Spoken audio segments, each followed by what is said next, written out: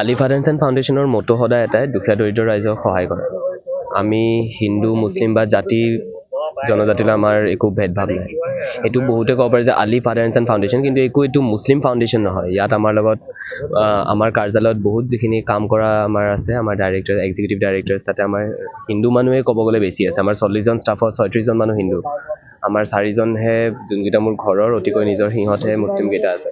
আৰু লগতে আমাৰ পৰৱৰ্তী দিনত আমাৰ পদক্ষেপ বুলি ক'ব গ'লে মই 2খন হস্পিটেল মুকলি কৰি দিম।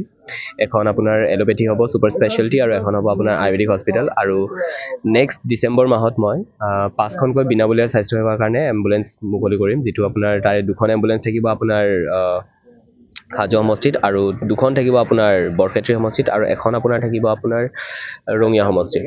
আৰু যিহেতু মই তাতেও ক'লোঁ যে মই মোৰ গোটেই অংগ দান কৰি দিছোঁ, আৰু আজি আপোনালোক চবে দেখিলে যে আমাৰ ডাইৰেক্টৰ ছাৰ, তেখেতেও এই বস্তুটো এটা প্ৰেৰণা হিচাপে লৈ পেলাই তেখেতেও নিজৰ অংগ দান কৰিলে আমাৰ ফাউণ্ডেশ্যনত। এইটো মোৰ কাৰণে বহুতেই সৌভাগ্যৰ কথা যে এনে এজন ডাইৰেক্টৰে আমাৰ মাজত আহি তেখেতৰ অংগ দান কৰিলে। আমি সোমবাৰৰ পৰা আপোনালোকৰ চেনেলৰ যুগত, আমাৰ ফেচবুক পেজ আলি ফাউণ্ডেশ্যন ফাউণ্ডেশ্যনৰ যুগত তেখেতৰ গোটেইখিনি প্ৰক্ৰিয়া আমি খতম কৰি আমি চাৰ্টিফিকেটখন আপলোড কৰি দিম। আৰু আজি যিটো অনুষ্ঠান, আমি জোতা বিতৰণি অনুষ্ঠান এটা কৰি আছিলোঁ, আমি যোৱা 2 সপ্তাহ ধৰি আমি এই অনুষ্ঠানটো চলাই আছোঁ। আমি আপোনাৰ হাজো সমষ্টিত কৰিছোঁ, আজি আমি আকৌ এবাৰ শুৱালকুছিত যাম, মঙলদৈত কৰিছোঁ আমি, তাৰে পিছত আপোনাৰ এতিয়া আমি মঙলদৈত আকৌ এবাৰ যাম প্ৰেছ ক্লাবত। তাৰে আগত আমি কৰিছিলোঁ আপোনাৰ বৰক্ষেত্ৰীটো কৰিছোঁ, কলবাৰী সমষ্টিত, বৰক্ষেত্ৰী সমষ্টিৰ কলবাৰী, তাতেও কৰিছিলোঁ আমি। চ' আগন্তুক দিনত আমি আৰু হেল্থ কেম্পছবোৰ লৈ যাম, য'ত আপোনাৰ ইউনিক বুলি ক'ব গ'লে আমি লেব টেষ্টবোৰ কমপ্লিটলি ফ্ৰী কৰি দিম। কোনো চাগে বহুত কম NGO বা বহুত কমেহে লেব টেষ্টটো ফ্ৰী কৰি দি আছে। আমি লেব টেষ্টবোৰো কমপ্লিটলি ফ্ৰী কৰি পেলাই আমাৰ টীমে সিহঁতৰলৈকে আমাৰ কামবিলাক আগুৱাই নিব, আৰু ৰিপৰ্টছবোৰ সিহঁতক দি দিব। ৰিপৰ্টছবোৰ আমাৰ ফেচবুক পেজতো থাকিব, তাৰ পৰা সিহঁতে ল'ব পাৰিব। আজিৰ অনুষ্ঠানত কোন কোন বিশিষ্ট ব্যক্তি উপস্থিত আছিল? আজিৰ অনুষ্ঠানত বিশিষ্ট ব্যক্তি মানে তেখেতসকল উপস্থিত থাকি যিটো মানে মোক এটা উৎসাহ জগালে, তেখেতসকলৰ ভিতৰত আছিলে আমাৰ অসমৰ DIG দিলীপ শইকীয়া ডাঙৰীয়া, আমাৰ জালুকবাৰী আৰক্ষী থানাৰ পৰা আহিছিলে আমাৰ IC ছাৰ প্ৰীতম দাস, আৰু লগতে আছিলে আমাৰ ৰাজচক্ৰ বিষয়া ৰাজা বৈশ্য ডাঙৰীয়া, নেকিব হুছেইন, আমাৰ সকলোৰে প্ৰিয় গায়ক, টেক্সি গাড়ী লৈ, তেখেতো আমাৰ মাজত আছিলে। আৰু আমাৰ লগত আহিছে ডাইৰেক্টৰ, আমাৰ বিৰিঙনি ডাইৰেক্টৰ ৰাজীৱ দত্ত। যিহেতু আপোনালোকে বিতৰণ কাৰ্যসূচী কৰি আছে, যদি কাৰোবাৰ প্ৰয়োজন বোধ কৰে আপোনালোকৰ লগত যোগাযোগ কৰাৰ কিবা ঠিকনা আছে? আমাৰ লগত মানুহৰ অকল বিতৰণ কাৰ্যসূচীলৈ নহয়, মানুহক যিদৰে কিবা ধৰণৰ যদি হেল্প কৰিব লাগে, আমাৰ ফেচবুক পেজ আলি ফাউণ্ডেশ্যন ফাউণ্ডেশ্যনক ফ'ল' কৰি তাতে মেছেজ ড্ৰপ কৰিলে হ'ল। মোৰ মিডিয়া টীম বা মেনেজমেণ্ট টীমে তেখেতক ৰেছপণ্ড কৰিব, আমি অতি সোনকালে সিহঁতক হেল্প কৰিম। আমাৰ তেনেকৈ আহিছিলে দাৰুল হুদা ইছলামিক ইউনিভাৰ্চিটিৰ পৰা আমাক ৰিকুৱেষ্ট আহিছিলে, আমি তাতে 350 জোতা আমি বিতৰণ কৰিছোঁ। আৰু 3 তাৰিখে বিকলাংগ দিৱস, আমি চবেই জানো, তাতেও আমাক দিব্যাংগ মঞ্চৰ পৰা আমাক আহিছে সঁহাৰি জনাবলৈ। আমি মানে মেইল এটা পাইছিলোঁ।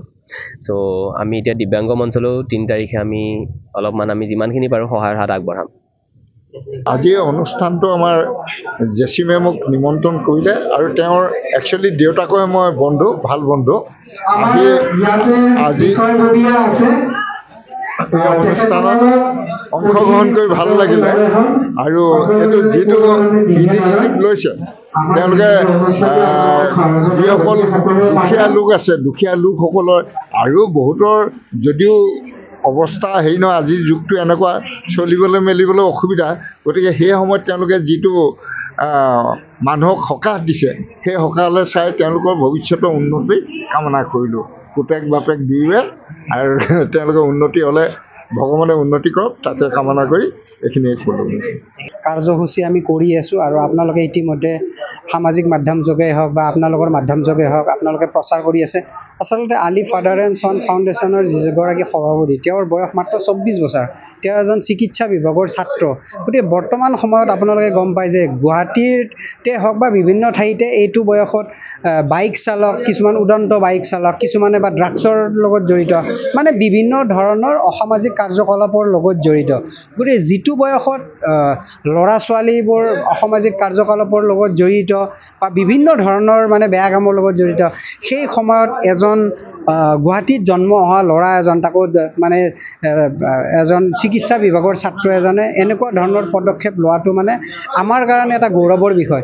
জেচিমালিৰ বয়স মাত্ৰ 24 বছৰ। এই 24 বছৰৰ বয়সত তেওঁ এতিয়ালৈকে প্ৰায় 20-25টামান স্বাস্থ্য শিবিৰকে আদি কৰি আইনী সাহাৰ্য শিবিৰ বা এই যিটো জোতা সাহাৰ্য, কম্বল, তেনেকুৱা ধৰণৰ বিভিন্ন ধৰণৰ কাৰ্যসূচী মানে তেওঁ আলি ফাদাৰ এণ্ড ছন ফাউণ্ডেশ্যনৰ তৰফৰ পৰা ইতিমধ্যে আপোনালোকে গম পাইছে। গতিকে অনাগত দিনত আলি ফাদাৰ এণ্ড ছন ফাউণ্ডেশ্যনে 5খনকৈ বিনামূলীয়া এম্বুলেঞ্চ গাঁৱৰ ভিতৰুৱা অঞ্চলত প্ৰভাইড কৰিব।